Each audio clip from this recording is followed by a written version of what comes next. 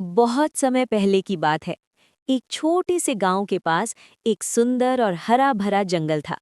उस जंगल में तरह तरह के जानवर और रंग बिरंगे पक्षी रहते थे।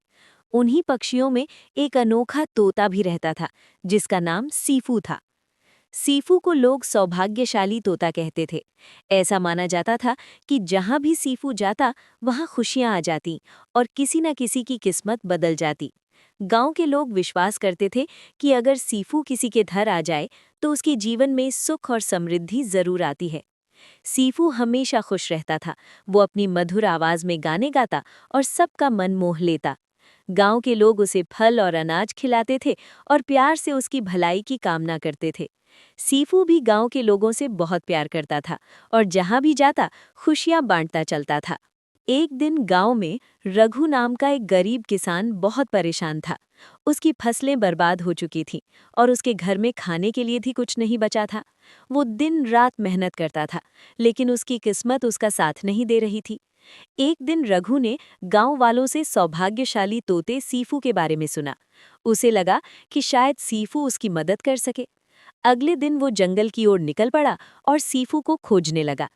बहुत ढूंढने के बाद उसे सीफू एक ऊंचे पेड़ की डाल पर बैठा हुआ मिला। रघु ने बड़े आदर और विनम्रता से अपनी सारी परेशानी सीफू को बता दी। सीफू ने उसकी बातें ध्यान से सुनी और उसकी आंखों में दया उमड़ आई। सीफू ने अपनी चोंच से एक छोटी सी चमकती हुई पत्ती उठाई और रघु को देते हुए कहा, ये एक जादुई पत्ती है, इसे अपनी जेब में रख लो। जब तुम मेहनत से अपने खेत में काम करोगे, ये तुम्हारी किस्मत का साथ देगी। रघु ने सीफू को धन्यवाद कहा और पत्ती लेकर अपने घर लौट आया। अगले दिन वो पूरे मन से खेत में काम करने लगा। जैसे ही उसने जुताई शुरू की, अचानक आसमान में बादल घिर आए और जोरदार बारिश होने लगी। उसकी सूखी जमीन हरी भरी हो गई। थोड़े ही समय में खेतों में फसलें लहलहाने लगी। रघु की मेहनत रंग लाई। अब उसके घर में भरपूर अनाज था और उसका जीवन फिर से खुशहाल हो गया। उसने गांव के लोगों को सीफू और उस जादुई पत्ती के बारे में बताया। सभी लोग सीफू की प्रशंसा करने लगे और उससे और भी ज्यादा प्यार करने लगे। लेकिन सीफू ने रघु से एक बात जरूर कही थी, याद रखना, ये पत्ती सिर्फ तुम्हारी मेहनत का साथ देगी। अगर तुम मेहनत करना छोड़ दोगे तो इसका जादू भी खत्म हो जाएगा।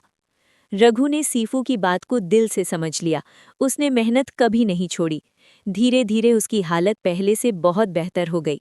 वो गांव के सबसे सफल किसानों में से एक बन गया। फिर भी रघु कभी नहीं भूला कि उसकी सफलता में सीफू और उसकी अपनी मेहनत दोनों का बड़ा हाथ था। कहानी से सीख। इस कहानी से हमें ये सीख मिलती है कि किस्मत भी उन्हीं का साथ देती है जो खुद मेहनत करते हैं। सौभाग्य और अवसर तभी काम आते हैं जब हम अपने प्रयासों से उन्हें सही दिशा देते हैं।